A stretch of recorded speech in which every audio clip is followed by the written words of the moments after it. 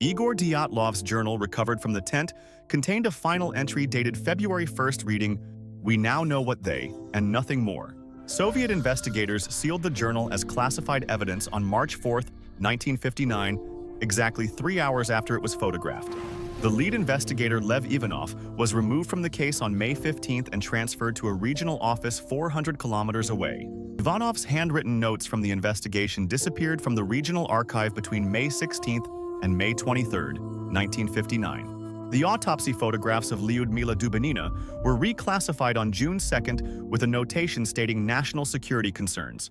Soviet military cordoned off a 12-kilometer radius around the tent site on June 8, 1959, and maintained the perimeter for exactly 3 years.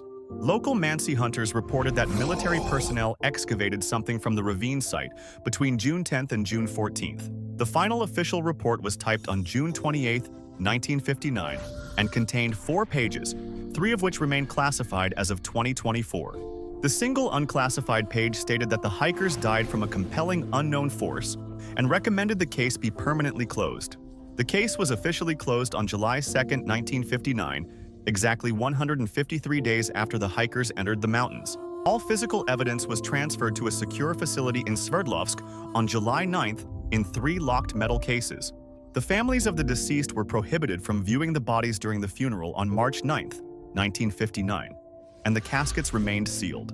Witnesses at the burial reported that the deceased had orange-brown skin discoloration visible on their hands and faces despite the closed caskets.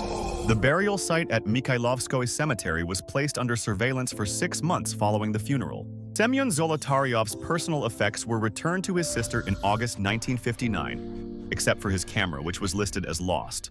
The original evidence log from the ravine site, dated May 4th, listed Zolotaryov's camera as item 17 with 4 unused frames remaining. Photographer Vadim Brusnitsin, who processed all recovered film from the expedition, stated he never received Zolotaryov's camera for development.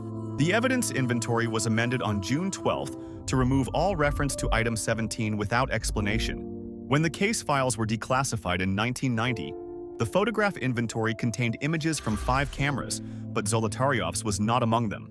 Zolotaryov's sister filed 3 formal requests between 1990 and 1993, asking for the camera's location and received no response.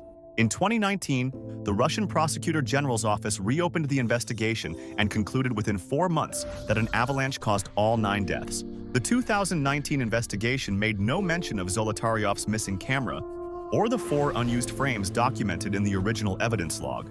The Sverdlovsk archive confirmed in 2021 that the 3 metal evidence cases were moved to Moscow in 1962 and their current location is unknown. Semyon Zolotaryov's camera, found with his body containing 4 unused frames, was never entered into evidence and remains missing.